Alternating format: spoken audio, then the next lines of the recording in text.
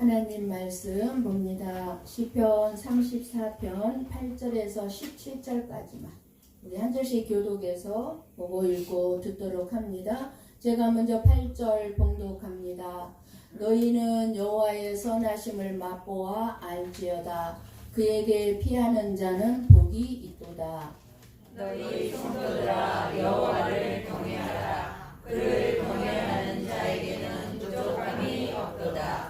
젊은 사자는 궁핍하여 줄일지라도 여호와를 찾는 자는 모든 좋은 것에 부족함이 없으리로다. 너희 자녀들아 와서 내 말을 들으라. 내가 여호와를 경외하는 법을 너희에게 가르치리로다. 생명을 사모하고 연수를 사랑하여 복받기를 원하는 사람이 누구뇨? 내 혀를 악에서 금하며 내 입술을 거짓말에서 금할지어다. 악을 버리고 선을 행하며 화평을 찾아 따를지어다. 여호와의 눈은 의인을 향하시고 그의 귀는 그들의 부르짖음에 기울이시는도다. 여호와의 얼굴은 악을 행하는 자를 향하사 그들의 자취를 땅에서 끊으려 하시는도다. 의인이 부르짖음에 여호와께서 들으시고 그들의 모든 환난에서 건지시도다. 아멘. 아멘. 여러분은 살면서 정말 죽고 싶다거나 사람들이 없는 어딘가로 사라져버리고 싶다거나 그런 것을 느낄 만큼 비참한 순간을 겪어보셨습니까? 아무도 없는 데로 가버리고 싶다. 정말 죽고 싶다. 우리가 인생을 살다 보면 차라리 이 순간이 빨리 사라지면 좋겠다 싶을 만큼 수치스럽고 비참한 인생의 밑바닥을 경험할 때가 있습니다. 오늘 말씀은 다윗이 사울 왕에 의해 도망을 다니다가 블레셋이라는 나라로 도망을 갔었는데 블레셋 왕의 신하들이 다윗이 옛날에 그 블레셋의 골리앗 장군을 죽인 자라는 것을 알아보게 되니까 죽게 될 위기에 처하게 됐어요. 그러니까 갑자기 이 다윗이 침을 흘리면서 대문짝을 막 긁으면서 미친 사람인 척 행세를 하였어요. 미친 사람처럼. 그래서 겨우 살아난 후에 하나님의 선하심을 맛보아 알라고 찬양하고 있는 말씀입니다. 제정신으로는 견디기 힘든 그 비참함 속에서 다윗은 절망의 비명을 지르는 대신 뜻밖에도 하나님의 영광을 찬양하기 시작합니다. 우리 교회 안에 적지 않은 성도들이 질병으로 어려움을 받고 있는 것을 보면 저나 여러분이나 마음이 아픕니다. 그런데 놀랍게도 믿음의 고백을 듣게 되는데 얼마나 위로가 되고 은혜가 되는지 모르겠습니다. 오직 예수님을 붙잡음으로 말미암아 주님이 주시는 위로를 맛보고 그리고 또 맛보아 하나님을 맛보아 알게 되는 시간들을 갖게 되는 것 같습니다. 다윗은 8절에 너희는 여호와의 선하심을 맛보아 알지어다 라고 말합니다. 맛본다는 것은 머리로 아는 것이 아니라 직접 내가 고난 속에 들어가서 하나님을 경험하는 것입니다. 예를 들어서 아무리 맛있는 음식 설명을 들어도 실제 내가 먹어보기 전에는 그 맛을 알 수가 없습니다. 이렇게 맛있고 저렇게 맛있고 신맛 단맛 다 설명을 해도 내가 먹어보기 전에는 알 수가 없듯이 하나님도 단순한 교리나 설교를 들음으로만 여러분이 하나님을 알 수 있는 것이 아니라 고난이 있는 내 삶 속에서 기도하고 부르짖음으로 말미암아 하나님의 살아계심을 경험하게 되는 것입니다. 그러니까 내 인생이 편하기만 하면 그게 복이겠어요? 복이 아니겠어요? 복 아니에요. 왜요? 편안하면 부르짖어 기도합니까? 기도합니까? 안 해요. 저와 여러분의 죄성이 그래요. 다윗은 죽음의 위기 앞에서 구원을 받은 사람으로서 극도의 두려움 속에서 평안을 경험한 사람이 말하는 것입니다. 그러니까 내 인생이 아무 일이 없이 평안해서 경험한 것이 아니라 극도의 두려움 속에서 평안을 누리고 있다는 거예요. 극한 고통과 고난 속에서 기쁨과 감사를 누리고 있다는 거예요. 이해가 됩니까? 세상 사람들이 이해할 수 있겠습니까? 아니요. 오직 예수 안에서만 가능한 일입니다.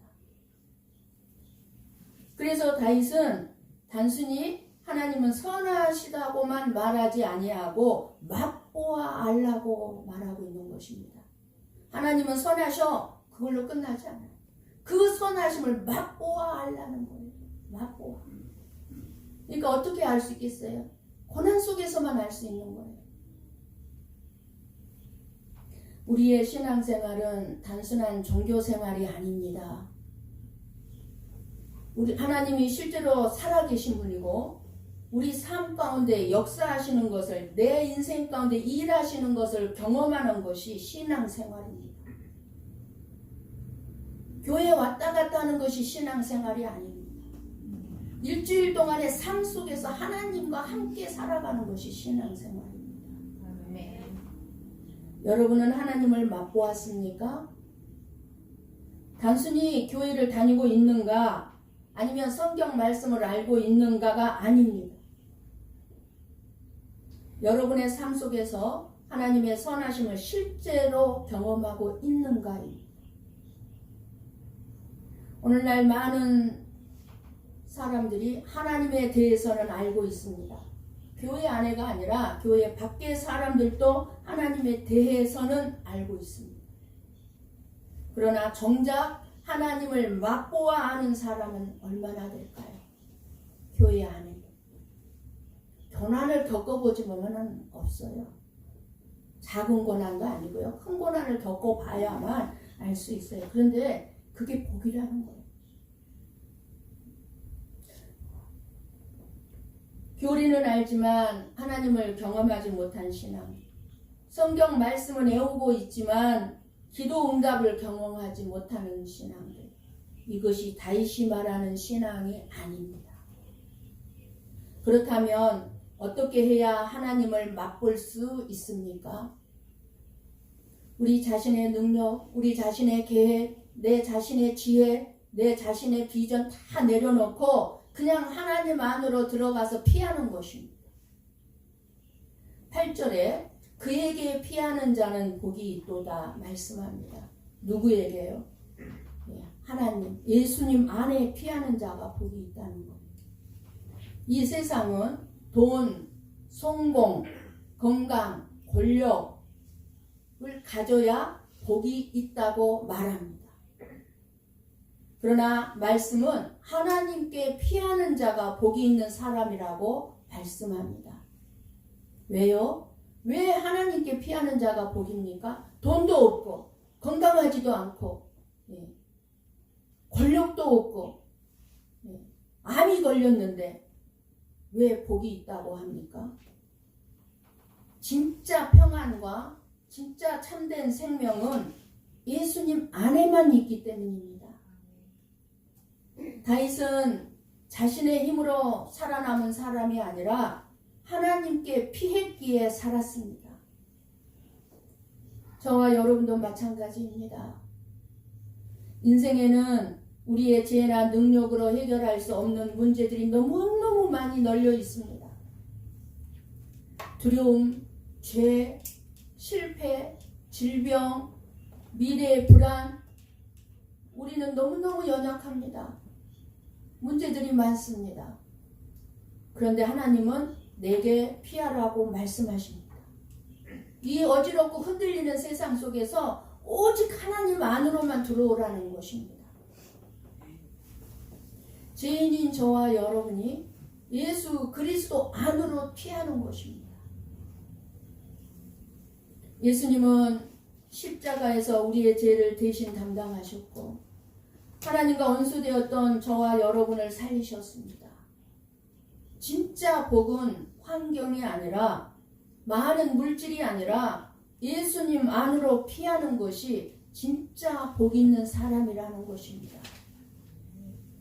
9절은 반복해서 말씀하시기를 그를 경외하는 자에게는 부족함이 없도다 말씀합니다.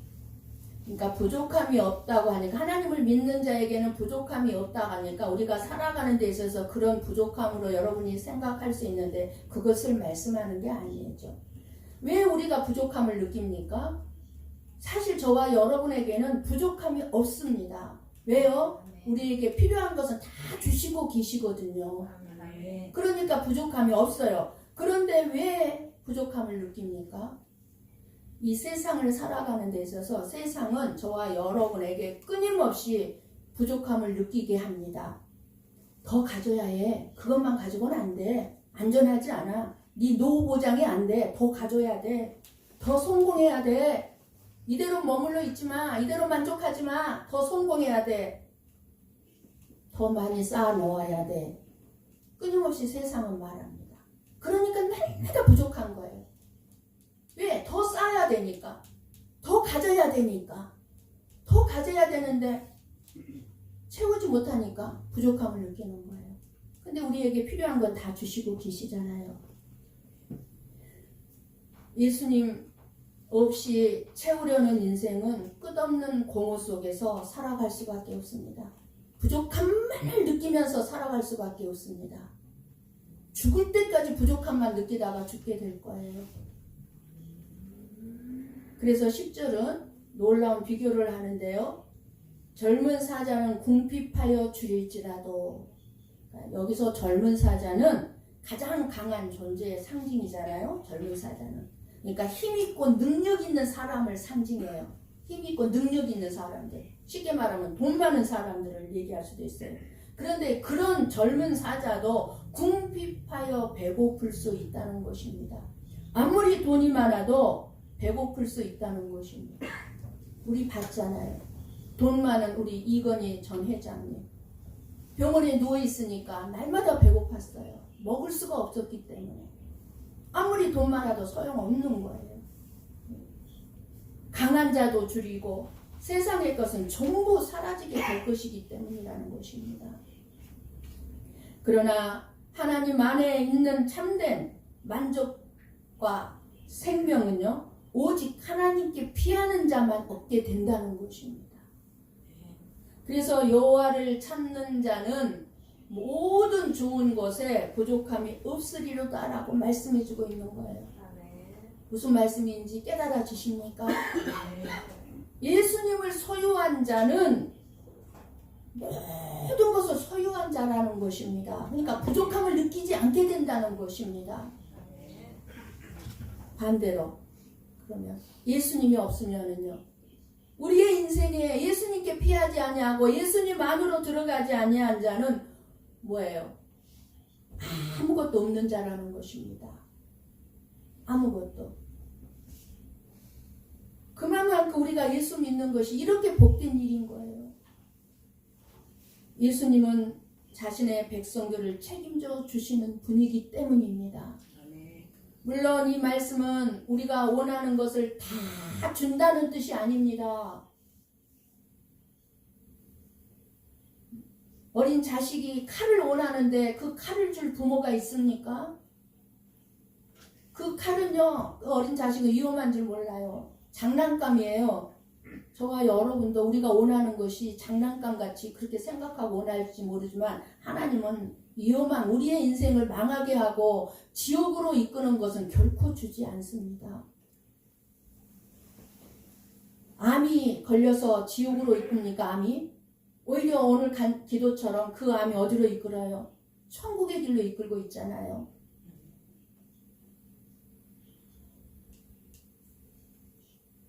하나님께서 저와 여러분에게 진짜 필요한 것은 결코 부족하지 않게 해 주신다는 것입니다. 우리에게 필요한 것은 부족함이 없이 주신다는 것입니다. 때로는 고난 속에서도 은혜를 주시고 눈물 속에서도 우리를 붙들어 주시고 연약함 속에서도 우리에게 필요한 힘을 공급해 주십니다. 가장 큰 좋은 것은 뭐겠습니까? 우리에게 가장 좋은 것은 무엇이겠습니까? 결국 하나님 자신이에요. 예수 그리스도를 통한 구원의 은혜인 줄을 믿습니다. 이것보다 더 중요한 것이 없어요. 11절 말씀을 봅니다. 눈으로 보세요. 중요한 말씀이 뭐겠습니까? 하나님을 경외하는 법을 너희에게 가르쳐 주시겠다는 거. 그러니까 저나 여러분이 하나님을 경외하는 것은 저절로 되는 것이 아니라 배워야 되고 훈련해야 한다는 것입니다. 그러면 배워야 하고 훈련해야 하는 것은 뭐겠어요? 학교에서 학생들이 공부하는 것처럼 막 듣고 또 연습하고 복습하는 거겠습니까? 아니요. 우리가 배우고 훈련하는 것은 고난밖에 없어요. 고난을 통해서 배우고 고난을 통해서 훈련을 받는 것입니다. 우리는 종종 내 마음에 하나님의 감동을 좀 주시면 내가 신앙생활 잘할 텐데 이렇게 생각을 합니다. 나한테는 왜 은혜가 없지? 나한테는 왜 감동을 안 주시지? 마음에 그렇게 생각을 합니다. 그래서 하나님을 경외하는 삶을 살 수 있을 텐데 이렇게 생각을 합니다. 그러나 경외는 내가 의지적으로 배우고 내가 선택하고 내가 힘들어도 손해봐도 고통스러워도 실천하는 것입니다. 경외, 하나님을 경외하는 삶입니다. 내 감정이 나에게 어떤 감동을 주셔서 그 감동이 나의 신앙생활을 이끌어가는 것이 아니라 내 신앙생활이 내 감동, 내 감정을 다스려야 되는 것입니다. 무슨 말씀인지 아시겠죠? 근데 많은 성도들이 자기 감정에 따라 움직여요. 그건 잘못된 신앙생활이에요. 내 감정하고 상관없이 내 신앙생활이 내 감정을 다스릴 수 있어야 그게 참된 신앙생활이에요. 그게 여호와를 경외하는 법이에요. 다윗은 인생의 밑바닥에서 비로소 한 가지 질문을 하게 됩니다. 본문 12절입니다. 함께 봅니다. 생명을 사모하고 연수를 사랑하여 복받기를 원하는 사람이 누구뇨? 여러분 지금 오래 살고 싶으냐고 묻는 말씀이 아니에요. 하나님 안에서 참된 생명과 복된 삶이 무엇인지 묻는 말씀입니다. 너희들의 참된 생명과 복된 삶을 살고 싶어 하는데 그 삶의 복이 무엇이냐는 거예요. 그 복을 얻는 길이 무엇이냐는 거예요. 복된 삶을 원하고 있느냐? 그러면 그 복된 삶이 무엇이냐 그 말이에요. 복받기 원하는 사람이 누구냐? 이 질문의 의미는 사실상 누가 행복한 삶을 원하지 않겠느냐 그 말이에요. 저나 여러분은 나 자신뿐만 아니라 내 자녀들이 여러분들이 진짜 행복하게 살기를 원하죠. 진짜 행복하기를 원합니다. 우리들은 생명을 원하고 재앙과 고통을 피하고 싶고 정말 평생 편안하게 살고 싶어 합니다. 근데 우리 뜻대로 안 되는 거잖아요. 문제는 저와 여러분들이 그 생명과 행복을 하나님 밖에서 이 세상에서 찾는다는 것입니다. 하나님 안에서 찾아야 되는데 세상에서 찾아요. 내가 어떻게 하면 평생 편안하게 살 수 있을까? 행복하게 살 수 있을까? 그러니까 세상은 돈이 많으면 행복하게 살 수 있고 성공하면 만족할 수 있다고 하는 거예요. 그러나 하나님은 참된 생명과 복은 하나님 안에만 있다는 것입니다. 예수님 없는 삶은 살아있어도 죽은 삶이에요. 늘 말씀드리잖아요. 예수님 없이 세상에 지금 살아가고 있는 수억의 70억의 인구가 죽은 삶이라고. 그러나 예수님 안에 있는 삶은 아무리 고난 속에 있다 할지라도 생명이 있는 줄을 믿습니다. 다윗은 실제로 죽음의 이 길을 많이 겪은 삶을 살면서 막 너무 많이 깨닫게 돼. 하나님을 확실하게 알게 됐어요. 하나님의 어떤 분인지를 알게 된 사람이에요. 어떻게 그렇게 알게 됐을까요? 죽음의 수없는 위기 앞에서 그 하나님을 알게 된 거예요. 참된 생명은 단순한 축복의 방법이 아니에요. 하나님을 경외하는 삶 속에 있다는 것입니다. 누가 복을 원하지 않겠습니까? 저와 여러분, 복이라면 무조건 좋아하잖아요. 모든 사람들이 복을 원합니다. 그런데 복 받는 비결로 재능이나 많은 물질이나 노력이나 인맥을 말씀하지 않습니다. 하나님은 여러분이 복 받기를 원한다면 이 말씀 12절 말씀을 보고 진짜 저나 여러분 복 받기를 원하잖아요. 그런데 그 복을 받기를 원한다면 13절에 말씀해주고 있습니다. 13절 14절 같이 볼까요? 내 혀를 악에서 금하며 내 입술을 거짓말에서 금할지어다. 12절에 너희들이 복 받기를 원하느냐? 그러면 13절을 말씀하고 있는 거예요. 왜 말부터 말씀해 주고 있을까요? 저나 여러분의 말이 그렇게 중요하다는 거예요. 복 받는 키가 말에 있다는 거예요. 말에. 하나님은 사람의 말이 마음에서 나온다고 말했습니다. 이 마음에 있는 것이 말로 나온다고 말씀. 그래서 중요한 거예요. 예수님도 말씀하셨어요. 마음에 가득한 것을 입으로 말합니다. 내 마음에 가득한 것이 입으로 말로 나오게 돼 있다는 거예요. 그러니까 내 마음 상태를 알 수 있는 건 뭐예요? 말이잖아요. 그러니까 입술은 단순한 말의 문제가 아니라 영적인 상태의 문제라는 것입니다. 우리 영적인 상태, 그 사람의 말을 들어보면 그 사람의 영적인 상태를 알 수가 있어요. 사람은 마음에 분노가 있으면 미움의 말이 나와요. 교만이 있으면 다른 사람을 알게 모르게 무시해요. 본인은 무시하지 않았다고 그러는데 보면은 알 수 있어요. 태도를 보면. 행동을 보고 말을 들어보면 알 수 있어요. 그러니까 교만하면 다른 사람을 무시해요. 내 마음에 욕심이 있으면 어떻게 하겠어요? 거짓말이 나오게 돼 있습니다. 그래서 하나님을 경외하는 삶으로 복 받으려면 무슨 말이에요? 먼저 네 말이 변화되어야 한다고 말씀하고 계시는 것입니다. 너희들이 복 받기를 원한다면 넌 먼저 네 말을 변화시켜라. 우리가 얼마나 말로 죄를 짓는지 생각해 보십시오. 얼마나 많이 말로 죄를 짓고 있는지. 거짓말, 뒷담화, 험담, 과장하고 아첨하고 이런 것들이 저와 여러분의 삶을 무너뜨립니다. 하나님을 경외하는 사람은 입을 지키게 된다는 거예요. 그래서 말을 조심한다는 것입니다. 말을. 그래서 14절에 뭐라 그래요? 악을 버리고 선을 행하며 화평을 찾아 따를지어다. 소극적으로 악을 피하는 것만이 아니라 더 적극적으로 선을 행하라는 것입니다. 그러니까 죄를 안 짓는 것으로 충분하지 않고 더 나아가서 선을 향해서 살아가라는 것입니다. 화평을 찾아 라는 이 말은 말과 행동이 하나님과의 관계를 드러낸다는 사실을 강조하고 있는 거예요. 화평을 찾아 따를지어다. 하나님과 나와 관계가 화평하고 그 관계가 좋으면 어떻게 됐어요? 우리의 말도 어떻게 나오겠어요? 화평의 말이 나오겠죠. 그래서 하나님 안에서 생명을 얻은 사람이 어떻게 살아가야 하는지를 오늘 말씀해 주고 있습니다. 많은 사람들은 신앙생활을 죄 안 짓는 정도로 생각해요.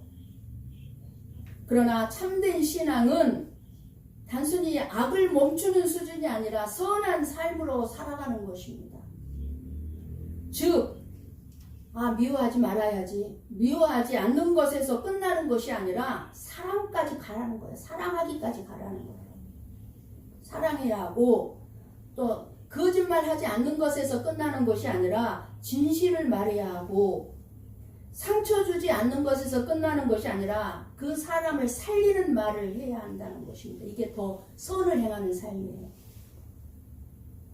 내가 안 하는 것으로 끝나는 것이 아니라 살리는 말들을 하라는 거예요. 하나님은 단순히 나쁜 사람이 되지 말라고 하시는 것이 아니라 하나님의 성품을, 인격을 닮아가는 자가 복 있는 사람이고 그 사람의 부르짖음에 응답하시겠다고 말씀하는 거예요. 구원해 주겠다고 말씀하는 거예요. 그 사람의 부르짖음. 쭉 22절까지 읽어보면 그 말씀이에요. 그래서 하나님을 경외하는 사람은 관계를 회복하게 하기 위해서 서로 용서하려고 하고 화평을 이루려 하고 공동체를 살리는 방향으로 살아가게 되는 것입니다. 그것이 하나님을 경외하는 사람의 삶이에요. 여기서 말하는 13절에 내 혀를 13절 악에서 내 혀를 악에서 이 악에서는 단순한 욕설만 의미하지 않습니다. 다른 사람을 무너뜨리는 말, 상처 주는 말, 비난과 정죄, 뒤에서 험담하는 말, 사람을 속이는 말, 자기 유익을 위한 거짓말, 이 모든 것이 하나님 앞에서는 악한 일이라는 거예요. 하나님 앞에서 악한 일이라는 거예요. 악한 일.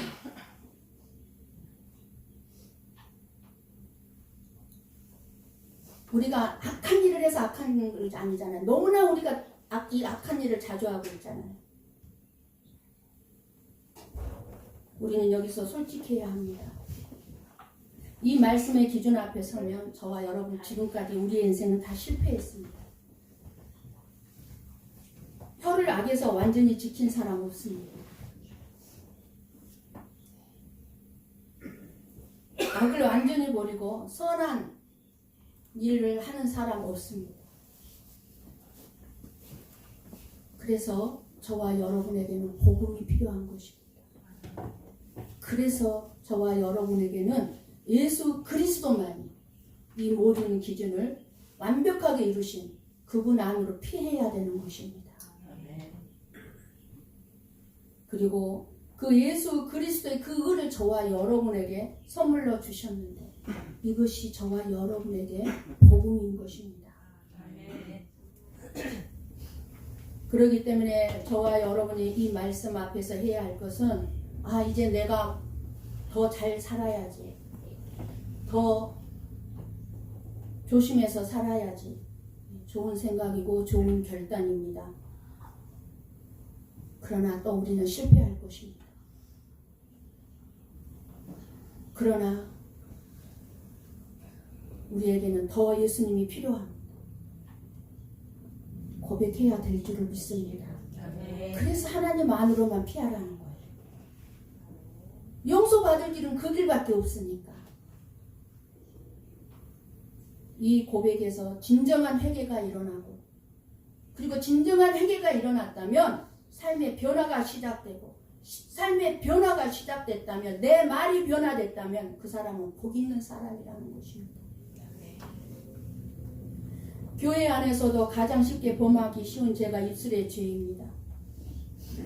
교회 안에서도 여전히 비난하고 원망하고 불평하고 험담하고 뭘 내 자신이 그렇게 잘난 게 있고 똑똑하고 잘하고 살고 있는 게 있다고 그렇잖아요. 저와 여러분 동일하게 우리 입술은 너무 쉽게 다른 사람의 험담하고 비난하면서 죄를 짓고 우리 마음에는 악과 거짓이 가득합니다. 왜요? 우리의 말은 마음에서 나오니까. 그런데 하나님은 우리의 입술까지 거룩해지기를 원하고 있다고 오늘 말씀해주고 있는 것입니다. 그래서 이 말씀은 단순한 윤리 교과서가 아니에요. 하나님의 말씀은 우리가 얼마나 구원이 필요한 존재인지를 드러내주고 있는 말씀입니다. 실패하고 있잖아요. 여전히 우리가 입술로 말로 저주받을 수밖에 없는 이 말들이 우리의 입술에서 끊임없이 나왔잖아요. 그러니까 얼마나 우리가 구원이 필요한 존재입니까?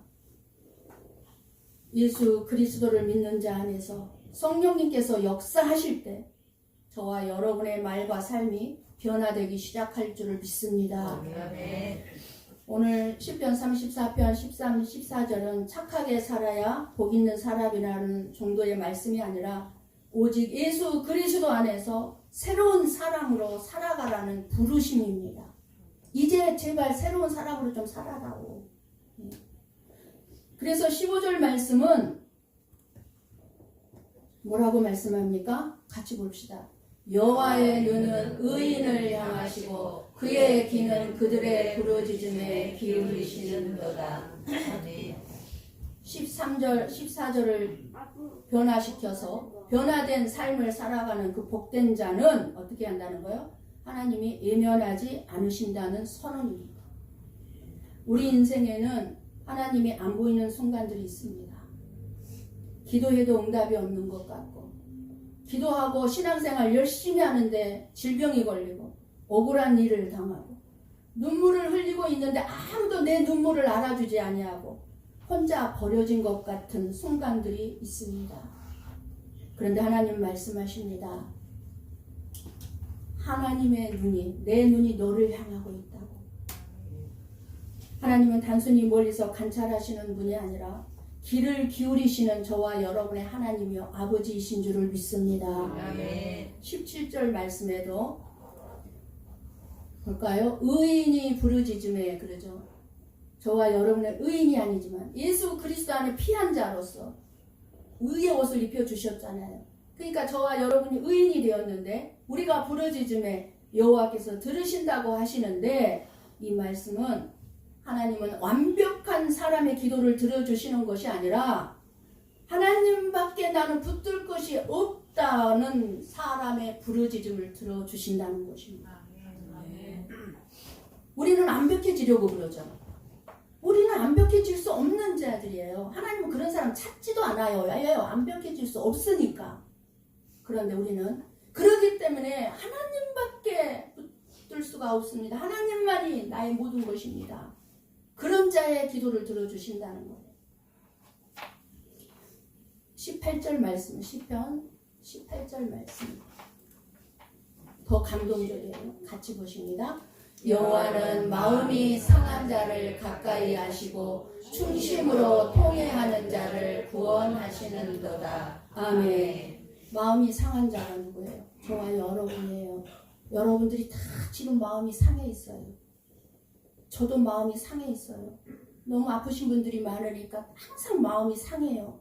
아파요. 네, 상해 있어요. 저와 상처받은 사람, 질병에 걸린 사람, 실패가 지금 두려움 가운데 있는 사람, 죄로 인해서 부서진 사람, 삶이 무너진 사람, 하나님은 그런 사람을 멀리하지 않으신다는 것입니다. 가까이 하신다고 말씀하십니다. 가까이 하시고 가까이 하시고 평안한 사람들보다 어려움 속에 있는 사람을 더 가까이 하시고 그리고 마음으로 통회하는 자, 회개하는 자를 구원해 주시겠다고 말씀하고 계십니다. 이것이 하나님의 성품입니다. 하나님은 높고 거룩하시지만 동시에 낮아진 자, 깨어진 자, 통회하는 자, 회개하는 자에게 가까이 하신다는 것입니다. 나는 사람을 살리는 말을 하고 나는 화평을 만드는 사람인가? 돌아보십시오. 내 입에서 나오는 말들이 주로 어떤 말들이 많이 나오고 있는가? 돌아보십시오. 내 삶에서 하나님의 성품이 드러나고 있습니까? 우리는 예수 그리스도 안에서만 이런 삶을 살아갈 수 있다는 것입니다. 그러므로 날마다 예수님 안에 서서 우리의 혀와 마음과 삶이 하나님께 붙들려 있기를 구해야 합니다. 하나님은 자기 백성을 오직 생명으로 인도하시는데 이것이 하나님의 사랑입니다. 하나님의 선하심을 맛볼 수 있기를 축복합니다. 하나님은 피하는 자의 도피처이십니다. 하나님은 모든 좋은 것으로 저와 여러분을 채워주시는 분이십니다. 하나님은 회개하는 자를 구원해 주십니다. 그리고 이 모든 것은 예수 그리스도 안에서 다 이루어졌습니다. 예수님은 저와 여러분을 대신해서 고난을 받으셨고 우리를 대신해서 심판을 받으셨고 부활하심으로 저와 여러분에게 영원한 생명을 주셨습니다. 우리가 예수님께로 피할 때 우리는 하나님의 선하심을 맛보게 될 것입니다. 이번 한 주간 세상에 거짓된 복에 사람들이 그렇게 원하는 그런 세상의 복에 여러분 현혹되지 마시고 여러분의 마음이 상할 때 더욱 예수님께 가까이 가셔서 피하시고 그 예수님만을 바라보고 붙잡음으로 말미암아 저와 여러분을 속량하신 하나님의 그 은혜 안에서 하나님의 선하심을 맛보아 알아가는, 그래서 악을 버리고 선을 행하며 화평을 따름으로 진짜 복을 받아 누리는 참된 생명의 길을 걸어가기는 저와 여러분이 되기를 주님의 이름으로 간절히 축원합니다. 아멘. 기도하시겠습니다.